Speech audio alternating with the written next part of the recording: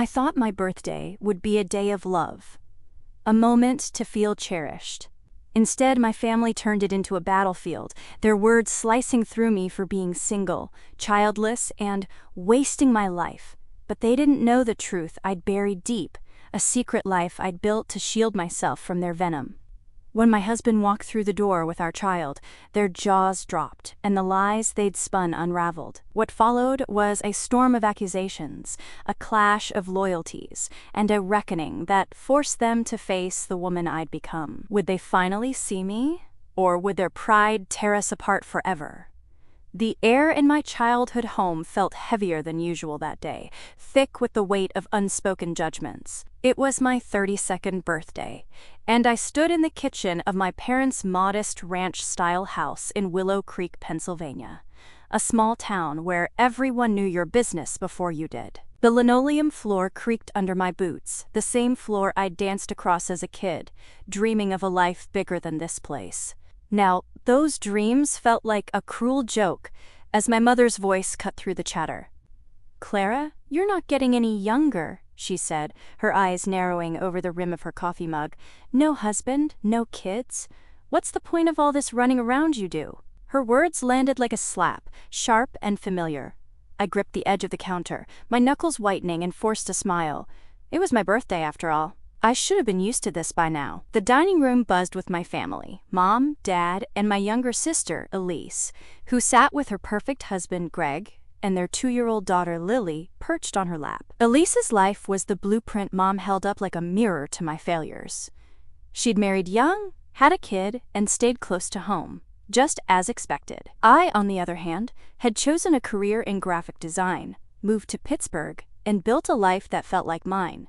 Until I came back here. Every visit was a reminder that I'd never measure up. I stirred the pasta salad, the clink of the spoon against the bowl grounding me. Just get through today, I told myself. But the room felt smaller with every word they tossed my way. Dad leaned back in his chair, his voice gruff. "You're too picky, Clara. You'll end up alone if you keep waiting for some fairy tale." Elise smirked, brushing a lock of Lily's hair from her face. "Maybe you should try one of those dating apps," she said, her tone dripping with pity. I mean, it's not too late yet. My chest tightened, a familiar ache spreading through me. I wanted to scream that they didn't know me, that they never bothered to ask who I really was. Instead, I bit my lip and excused myself to the backyard, the screen door slamming behind me. The late summer air was warm, the scent of cut grass mingling with the faint smoke from a neighbor's barbecue. I sat on the old swing set, the chains creaking under my weight, and let the tears come. Why do I keep coming back? I wondered. Why do I let them do this? The truth was, I hadn't told them everything. I'd built a wall around my real life, a fortress to keep their poison out. My family thought I was single, childless, drifting through life. They didn't know about Nathan, my husband of 3 years, or our daughter Ava, who was waiting for me back in Pittsburgh. I'd told them I lived alone, that my job kept me too busy for love. I'd even lied about where I lived, claiming I was in Europe for work when I was just an hour away in the city. It was easier than facing their judgment, their endless comparisons to Elise. That night, back in our cozy Pittsburgh apartment, I curled up on the couch with Nathan. His arm draped over my shoulders, warm and steady as I spilled everything. Mom's words, Elise's smugness, the way Dad's disappointment felt like a weight I'd never shake. "They don't know you, Clara," Nathan said, his voice low and certain. "They don't know us." His hazel eyes met mine, and I felt the knot in my chest loosen. He was right. I'd hidden him and Ava to protect them, but maybe it was time to stop hiding. "Let's invite them over," I said, the idea spilling out before I could second-guess it. "A party, here, for my birthday. Let them see who I am."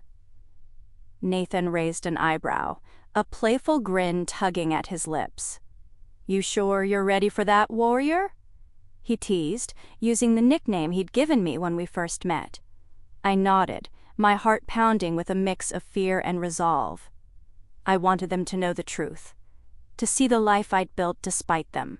I wanted to prove I wasn't the failure they thought I was. The next day, I sent the invitation to Mom, Dad, and Elise, a small gathering at my new place in Pittsburgh.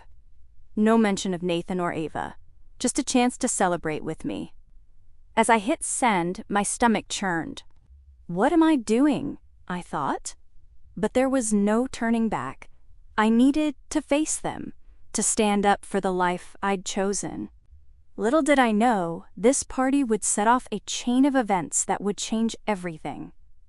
The week leading up to the party felt like walking a tightrope. My Pittsburgh apartment, usually a haven with its soft gray walls and Ava's toys scattered across the rug, buzzed with a nervous energy I couldn't shake. I'd spent years keeping my family at arm's length, crafting lies to avoid their judgment. Now, I was about to tear down that wall, and the thought made my stomach twist. What if they ruin this, too? I wondered, glancing at Ava as she stacked blocks on the coffee table, her tiny brow furrowed in concentration. Nathan was my anchor. He'd come home each evening from his job at the architecture firm, tie loosened, and pull me into a hug that smelled faintly of cedar and coffee. "We've got this, warrior," he'd say, his voice steady. We planned the party together, simple but intentional. A spread of appetizers, music low enough to talk over, and a cake Ava had helped decorate with wobbly icing swirls. The goal was clear: show my family the life I'd built, the one they'd dismissed without ever seeing. I called Mom to confirm they were coming. Her voice was clipped, skeptical. "Pittsburgh, Clara? I thought you were in Europe." I mumbled something about a work transfer, my cheeks burning. She didn't press, but I could hear the doubt in her silence. Elise texted later, her message dripping with her usual condescension. "Hope this party's worth the drive. Lily's nap schedule's a mess now." I stared at the screen, my thumb hovering over a sharp reply, but I set the phone down instead. Let them see, I told myself. Let them be wrong. The morning of the party, I woke early, the sky outside our window a pale gray. Ava toddled into our room, her curls wild from sleep, and climbed onto the bed. "Mama, party?" she asked, her brown eyes, so like Nathan's, sparkling. I hugged her close, her warmth easing the knot in my chest. "Yeah, baby, a big party," I whispered. For her, for Nathan, for me, I had to do this. I had to stop running from who I was. By noon, the apartment was ready. The dining table held trays of bruschetta and mini quiches, and fairy lights twinkled above the living room. Nathan had taken Ava to the park to keep her busy while I set up, promising to be back before my family arrived. I stood in the quiet, smoothing my navy dress, and caught my reflection in the mirror. My hazel eyes looked tired but determined. This is my home, I thought. My life. They don't get to define it anymore. The doorbell rang at 3, sharp and jarring. My heart lurched as I opened the door to Mom, Dad, Elise, Greg, and Lily. Mom's eyes swept the apartment, her lips pursed. "Nice place," she said, but her tone suggested otherwise. Dad grunted a hello, already eyeing the food. Elise handed Lily to Greg and gave me a thin smile. "So this is where you've been hiding," she said, her words laced with something I couldn't quite name. Envy, maybe, or suspicion. We sat in the living room, the tension thick, as they made small talk about Willow Creek gossip. Mom wasted no time. "Clara, you're still alone, aren't you? No ring? No man?" Her gaze flicked to my bare left hand. I'd taken off my wedding band to keep up the pretense until Nathan arrived. I swallowed, my mouth dry. "Let's just enjoy the day, Mom," I said, my voice tighter than I meant. Elise leaned forward, her eyes glinting. "Come on, Clara, spill. You're not actually happy like this, are you? No family? No kids?" Her words stung, but I held her gaze, my resolve hardening. Just wait, I thought. You'll see. The clock ticked closer to Nathan's return, and with every minute, my anticipation grew. I wasn't the failure they thought I was. Soon, they'd know it. The living room felt like a pressure cooker, each word from my family tightening the lid. I perched on the edge of the couch, my fingers twisting the hem of my dress as Mom's voice droned on about Elise's perfect life. "Your sister's got it all figured out," she said, gesturing to Elise, who cradled Lily with a smug smile. "A husband, a child, a home. When are you going to catch up, Clara?" My jaw clenched, but I kept my eyes on the fairy lights, their soft glow a reminder of the life waiting to be revealed. Dad chimed in, his tone gruff. "You're too focused on that artsy job of yours. Men don't want a woman who's always working." Elise laughed, a sharp sound that grated my nerves. "Maybe you're just too independent, Clara," she said, her eyes narrowing. "It scares people off." Greg, her husband, nodded like he'd just heard gospel truth. I wanted to snap back, to tell them they were wrong, but the words stuck in my throat. "Not yet," I thought. "Wait for Nathan." The doorbell rang, and my heart leapt. I stood, smoothing my dress, and crossed to the door, every step feeling like a march toward freedom. I opened it to Nathan, his broad shoulders filling the frame, Ava balanced on his hip. Her curls bounced as she grinned, clutching a stuffed bunny. Nathan's hazel eyes met mine, a silent "we've got this" passing between us. "Hey, warrior," he murmured, leaning in to kiss my cheek. I took a shaky breath and stepped aside, letting them in. The room went silent, the kind of quiet that hums with shock. Mom's coffee mug froze halfway to her lips. Dad's eyebrows shot up, his fork hovering over a quiche. Elise's smile vanished, her grip tightening on her daughter, Lily, her younger sister's child. Greg blinked, confused, like he'd missed a step. Ava, oblivious, waved at them. "Hi!" she chirped, her voice bright. Nathan set her down, and she toddled toward the cake, leaving us in the eye of the storm.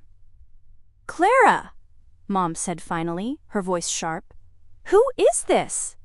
I stood taller, my hand finding Nathan's. "This is Nathan," I said, my voice steady despite the pounding in my chest. "My husband, and this is Ava, our daughter." The words felt like victory, each one a brick in the wall I'd built against their lies. I watched their faces. Mom's disbelief, Dad's frown, Elise's jaw tightening. They hadn't seen this coming. They couldn't. Elise recovered first, her laugh brittle. "You're married? And you didn't tell us? What? Were you ashamed of us?" Her tone was accusatory, but I caught a flicker of something else. Jealousy, maybe, or fear.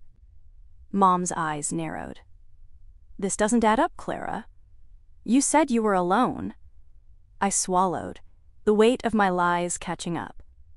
"I didn't want you judging me," I admitted, my voice quieter now. "You always do," Dad grunted, crossing his arms. "Looks like you've been lying to us for years. That's no way to treat family."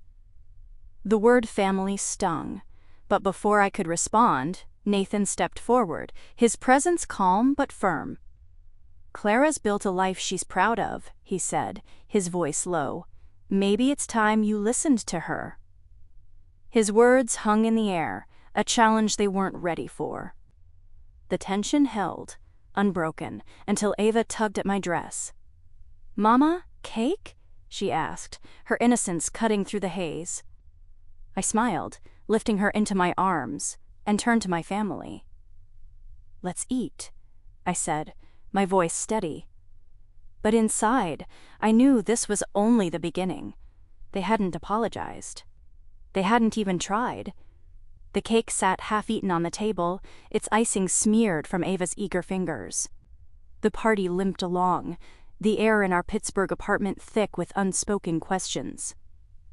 My family's shock at meeting Nathan and Ava hadn't softened their edges.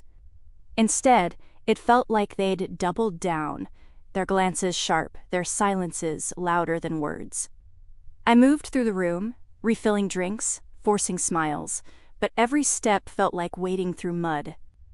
They should be happy for me, I thought, watching Mom whisper to Elise, her eyes darting my way. Why aren't they? Nathan kept things light, charming as ever. He knelt by Ava, helping her stack blocks, his laughter warm as he answered Dad's gruff questions about his job. Architecture's steady work, Dad said, almost approving, but his tone held a grudging edge, like he resented Nathan's stability. Elise, meanwhile, watched me like a hawk, her lips tight. Greg, her husband, a burly man with a salesman's grin, made small talk about Willow Creek's new hardware store, but his eyes kept flicking to Nathan, sizing him up. As the evening wore on, I caught snippets of their conversation, Mom muttering about my secret life, Elise's hushed tone accusing me of showing off. I wanted to scream, to demand why they couldn't just be proud. Instead, I busied myself clearing plates, my hands trembling. This was a mistake, I thought, the weight of their judgment pressing harder now that they knew the truth. I'd hoped revealing Nathan and Ava would shift something, make them see me. But they hadn't apologized, hadn't even acknowledged the years they'd spent tearing me down. Later, as I tucked Ava into bed, her bunny clutched tight, my phone buzzed. The family group chat lit up with messages from Elise. "So, Clara, how long were you hiding this husband?" She wrote, followed by a winking emoji that felt like a jab. "Pretty convenient you never mentioned him. What else are you hiding?" Mom chimed in. "I'm just saying, it's odd. You sure this is all on the up and up?" My heart sank. They weren't just surprised. They were accusing me of something darker, like I'd betrayed them by building a life they didn't approve of. I showed Nathan the messages, my throat tight. He read them, his jaw clenching, but his voice stayed calm. "They're lashing out because they're wrong about you," he said, pulling me close. "They can't handle that you're not who they thought." His words steadied me, but the sting lingered. Why does it hurt so much? I wondered, curling against him. I'd spent years proving I was enough. My career, my home, my family with him and Ava. Yet here I was, still begging for their approval. I typed a reply to the chat, my fingers hovering. "I hid it because you never listened," I wrote, then deleted it. Instead I sent, "Let's talk in person. Come back next weekend." Nathan raised an eyebrow. "Another party?" he asked, half teasing. I nodded, my resolve hardening. "They need to see us, really see us," I said. "I'm done hiding." He grinned, that spark in his eyes I loved. "Then let's make it count, warrior." As I lay in bed that night, the group chat silent but heavy in my mind, I felt a shift. This wasn't just about proving them wrong anymore. It was about claiming my place, my worth, no matter what they thought. But the accusations in those messages gnawed at me, planting a seed of doubt. What if they never changed? What if this fight cost me more than I was ready to lose? The next week dragged, each day heavy with the aftertaste of those group chat messages. My Pittsburgh apartment, once my sanctuary, felt like a stage where I was rehearsing for a battle I wasn't sure I could win. I'd invited Mom, Dad, Elise, and Greg back for another gathering, determined to make them see the truth about my life with Nathan and Ava. But their accusations that I'd hidden my family out of shame or deceit clung to me like damp clothes. What if they're right? I caught myself wondering, staring at my reflection in the bathroom mirror, my hazel eyes shadowed with doubt. What if I've been running from them for a reason? Work kept me busy, my graphic design projects piling up, but my mind wandered. I'd built a life I loved, late night sketching logos, Ava's laughter filling our home, Nathan's steady hand in mine. Yet my family's words made it feel fragile, like a house of cards waiting for a gust. Nathan noticed, of course. One evening, as we washed dishes, he nudged me with his elbow. "You're quiet, warrior?" he said, his voice soft. I sighed, scrubbing a plate harder than necessary. "They think I'm a liar, Nathan. They think I'm hiding something worse." He dried his hands, turning me to face him. "You're not the liar here," he said firmly. "They've been lying to themselves about who you are." His words anchored me, but the doubt lingered as the weekend approached. I planned the second party with care. Less formal this time, just pizza and music, a chance to show them our real life. Ava helped me string paper lanterns across the living room, her tiny hands clumsy but eager. "For Grammy?" she asked, meaning Mom. I nodded, my throat tight. I wanted her to know her grandparents, her aunt, but only if they could love her without tearing me down. When Saturday arrived, the air felt charged, like the calm before a storm. My family arrived at dusk, their faces guarded. Mom clutched her purse like a shield, Dad's frown deeper than last time. Elise, ever the picture of perfection with her sleek ponytail, held Lily close, while Greg, her husband, a man whose confidence bordered on arrogance, offered a stiff nod. I welcomed them, my smile tight, and gestured to the couch. "Thanks for coming," I said, my voice steadier than I felt. "This is my home," I reminded myself.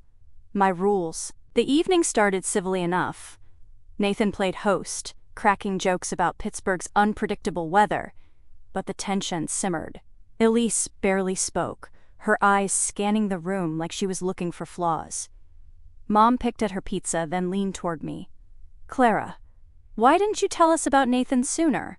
Her tone was soft, but it carried an edge, like she was testing me. I took a breath, choosing my words. "I wanted to protect what we have," I said. "You've always judged me for being different." She flinched, but before she could reply, Elise cut in. "Different? Clara, you lied to us. That's not different. That's sneaky." Her words were a blade, sharp and deliberate. Greg nodded, his arms crossed. "Yeah, makes you wonder what else you're not saying."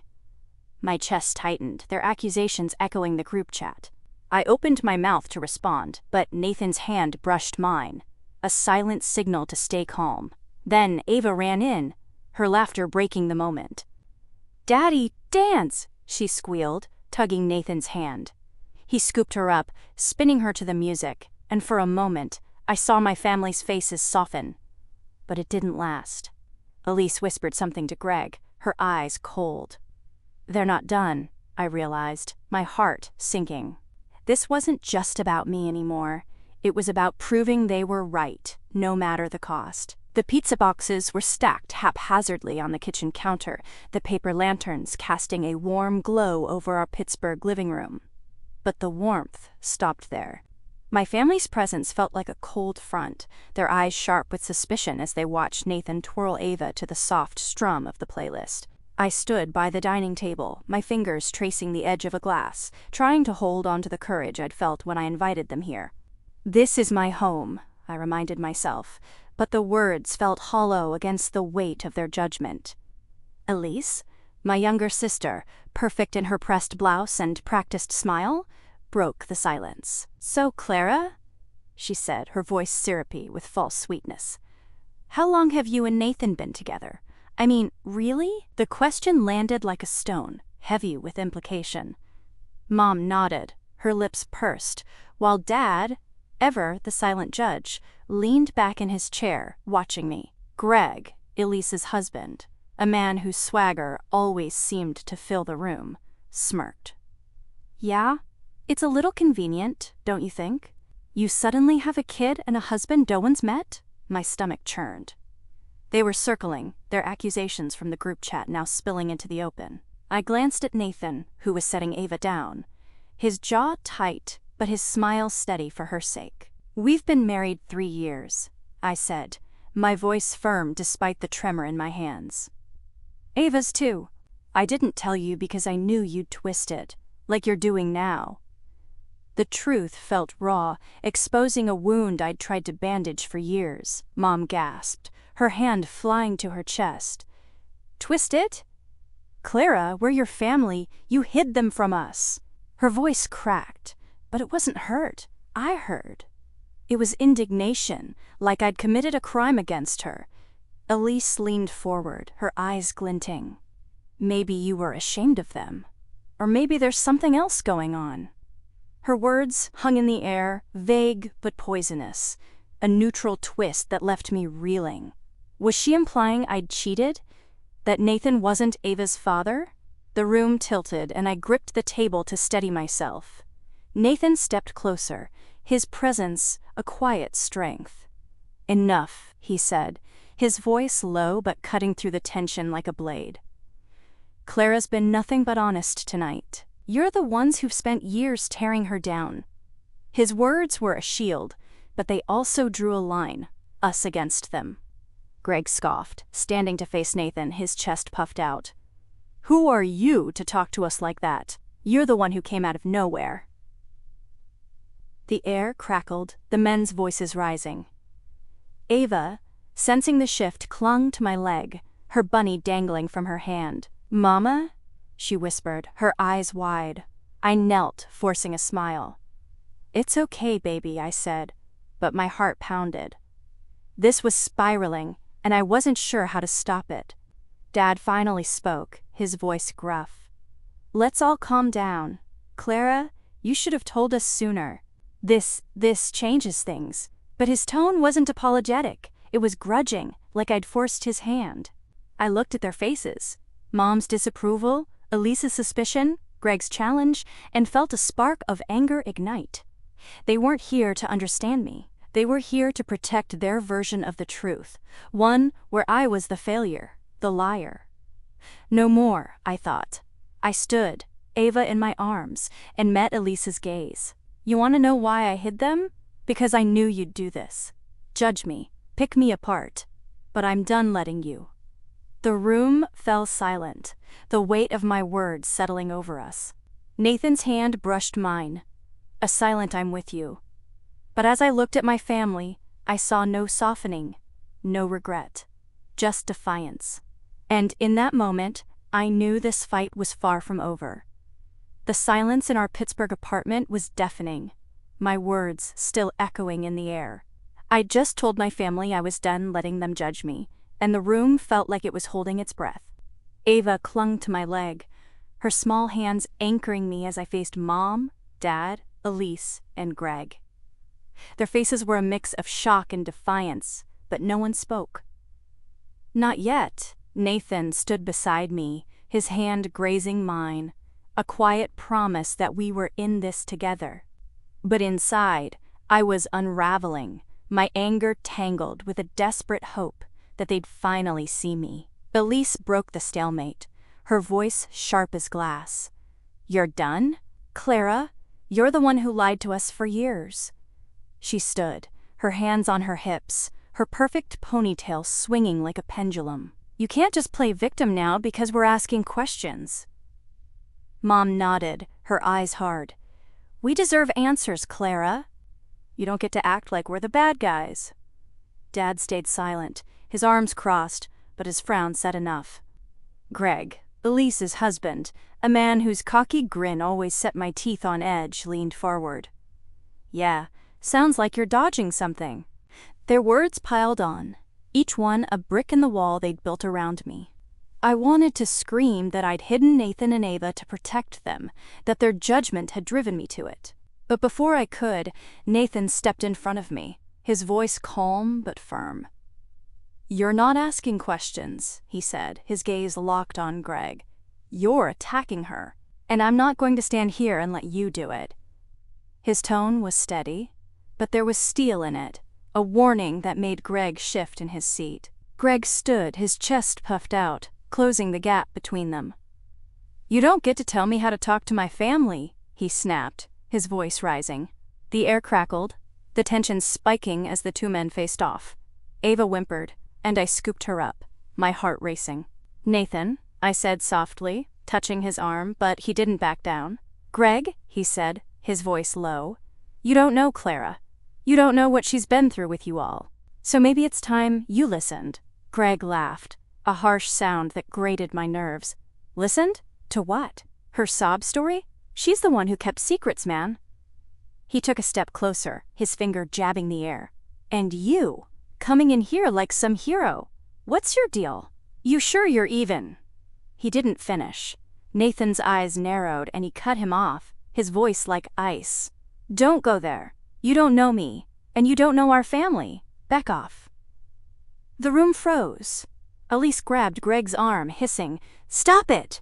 But her eyes darted to me, cold and accusing. Mom gasped, her hand over her mouth, while Dad finally spoke, his voice gruff. "Enough. Both of you, sit down." But the damage was done. Greg's words, his implication that Nathan wasn't what he seemed, hung like smoke, choking me. They're trying to tear us apart, I realized, my arms tightening around Ava. They can't stand that I'm happy. I looked at Nathan, his jaw tight but his eyes steady, and felt a surge of gratitude. He'd stood up for me, for us, in a way I'd never managed alone. But as I glanced at my family, their faces set in stone, I knew they weren't ready to back down. Elise's glare, Mom's disapproval, Dad's silence, they were digging in, and this confrontation had only widened the rift. What now? I wondered, my resolve wavering. I'd wanted them to see my truth, but what if they twisted it into something uglier? The aftermath of Nathan and Greg's standoff lingered like a bruise. Our Pittsburgh apartment, once alive with Ava's laughter and the glow of paper lanterns, now felt like a battlefield littered with unspoken wounds. I sat on the couch, Ava asleep in my arms, her small breaths steady against my chest. My family hadn't left after the argument. They'd stayed, but the air was heavy, each glance a silent accusation. Nathan leaned against the kitchen counter, his eyes scanning the room, ready to step in again if needed. He's my rock, I thought, but even his strength couldn't erase the ache in my chest. Elise, my sister, broke the quiet, her voice low but sharp. "Clara, you can't just expect us to act like everything's fine," she said, tucking a strand of hair behind her ear. "You hid a whole life from us. How are we supposed to trust you?" Her words cut deep, twisting the knife of guilt I'd carried for years. Mom nodded, her lips tight. "It's not right, Clara. Family doesn't do this." Dad, as usual, said nothing, his silence louder than any lecture. Greg, still smarting from Nathan's rebuke, muttered something under his breath, his arms crossed. I wanted to scream that they'd pushed me to hide Nathan and Ava, that their endless comparisons to Elise's perfect life had left me no choice. Instead, I took a shaky breath, cradling Ava closer. "I hid them because you never saw me," I said, my voice trembling but clear. "You saw a failure, someone who didn't measure up to Elise. I built something good, and I was scared you'd tear it down."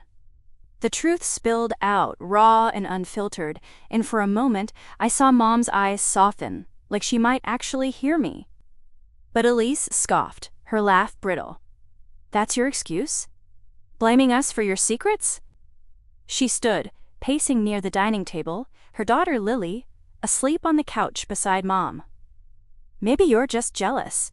I've always had my life together, and you've been pretending." Her words stung, but there was something new in her tone, defensiveness, maybe even fear. Is she scared I've outdone her? I wondered, the thought catching me off guard.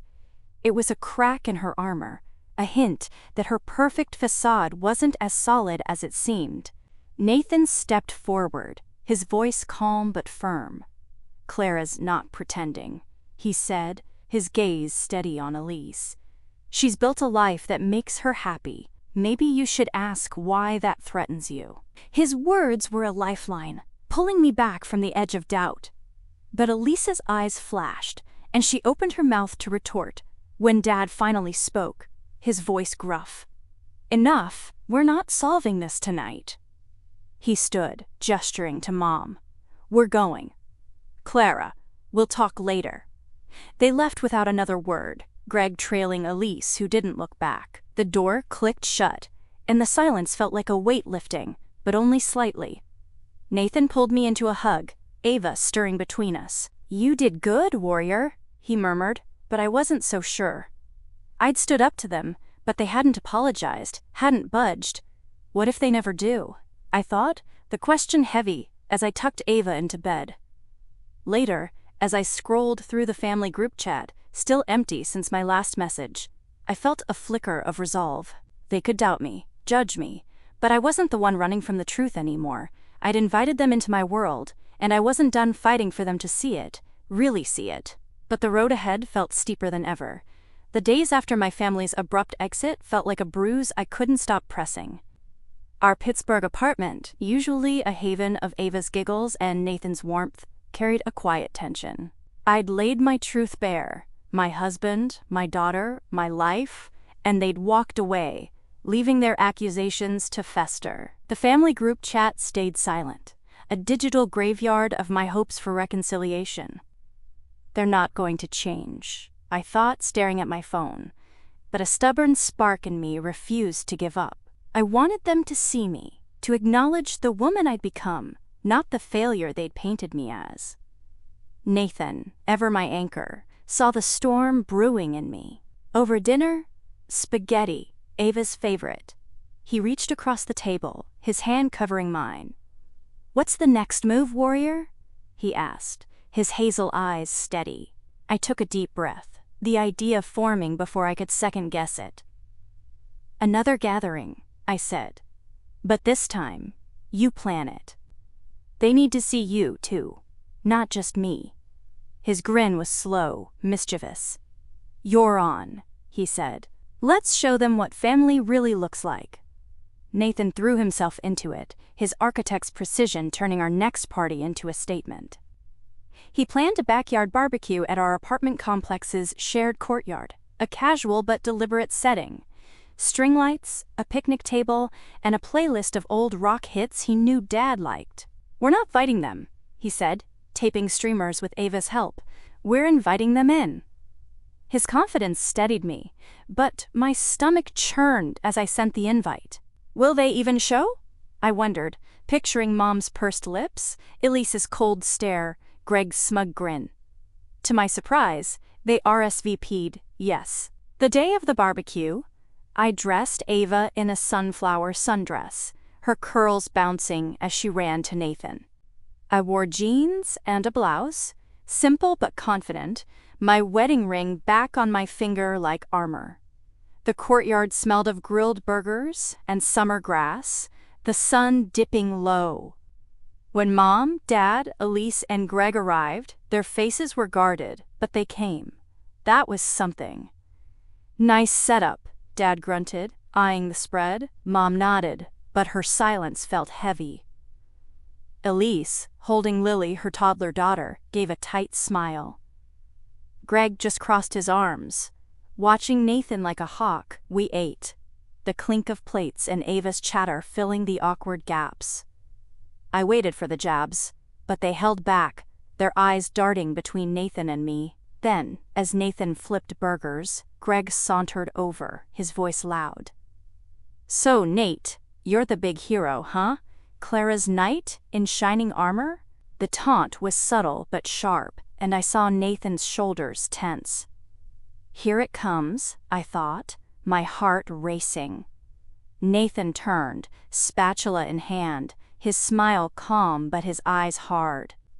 "I'm just a guy who loves his family," he said, "something you might want to try." Greg bristled, stepping closer, and the air tightened. Elise grabbed his arm, whispering, "Not now," but her eyes met mine, and I saw something new, uncertainty. Mom and Dad watched, silent, as if waiting for me to falter. I stood, my voice steady. "This is who we are," I said, gesturing to Nathan and Ava. "You can accept it or not, but I'm done begging." The words felt like a release, but the tension held, a storm about to break. I didn't know if they'd bend, or if this would be the end. The courtyard barbecue was teetering on the edge of chaos, the scent of charred burgers mixing with the sharp tang of tension. My words, "I'm done begging," hung in the Pittsburgh evening air, a challenge to my family's stubborn refusal to see me. Nathan stood by the grill, his calm defiance a wall against Greg's taunts. Ava played nearby, chasing fireflies with Lily, her cousin. Their laughter, a fragile thread holding the moment together. Mom, Dad, Elise, and Greg faced me, their expressions a mix of defiance and unease, and I knew this was it, the moment I'd either break through or lose them for good. Greg, Elise's husband, a man whose bravado masked his insecurity, couldn't resist one last jab. "Big talk, Clara," he said, stepping closer to Nathan, his voice loud enough to draw eyes. "But you're still the one who lied. What's the real story here? You hiding something else?" His implication that my life with Nathan and Ava was a sham lit a fire in me. Before I could speak, Nathan set down the spatula, his eyes locked on Greg. "You want the real story?" he said, his voice low, unyielding. "Clara spent years protecting us from your judgment. She's stronger than all of you combined. So back off, or we're done here." The words landed like a thunderclap. Greg froze, his face reddening, but Nathan's presence, steady, unwavering, silenced him. Elise tugged Greg's arm, her face pale, but her eyes met mine, and I saw something crack. Mom gasped, her hand on Dad's arm, while Dad's frown deepened, his silence no longer neutral, but heavy with realization. I stepped forward, Ava in my arms, my heart pounding but my voice clear. "I hid my life because you made me feel like I wasn't enough," I said. "But I am. Nathan, Ava, this home, we're enough, and I don't need your approval anymore." The courtyard went still, the music fading into the background. Then, Elise, my sister, the one I'd envied and feared, stepped forward, her eyes glistening. "Clara," she said, her voice breaking, "I'm sorry." The words were soft, but they hit like a wave. "I always thought you were better than me, smarter, braver. I tore you down because I was scared you'd leave me behind." Her confession stunned me, unraveling years of rivalry I'd never fully understood. Mom's eyes welled up, and she nodded. "We were wrong, Clara," she said. "We should have seen you." Dad cleared his throat, his voice gruff. "I didn't know how to talk to you," he admitted, looking at Nathan, then me. "I'm proud of you, kid." The apologies, raw and unexpected, washed over me, and I felt the weight I'd carried for years lift. Greg mumbled a half-hearted sorry, but it was Elise's hand on mine, her eyes searching, that mattered most. "Can we start over?" she asked, and I nodded, tears blurring my vision. We stayed late, the barbecue turning into something real. Laughter, stories, Ava and Lily chasing each other under the string lights. Nathan squeezed my hand, his grin saying, "We did it, warrior." I'd fought for my truth, and they'd finally seen it. The twist wasn't just their apologies, it was realizing I'd been enough all along, and that strength had changed us all. Hey friends, what's it like to finally be seen for who you are? Share your stories in the comments, and hit that like button if Clara's journey hit home. Let's keep this conversation going.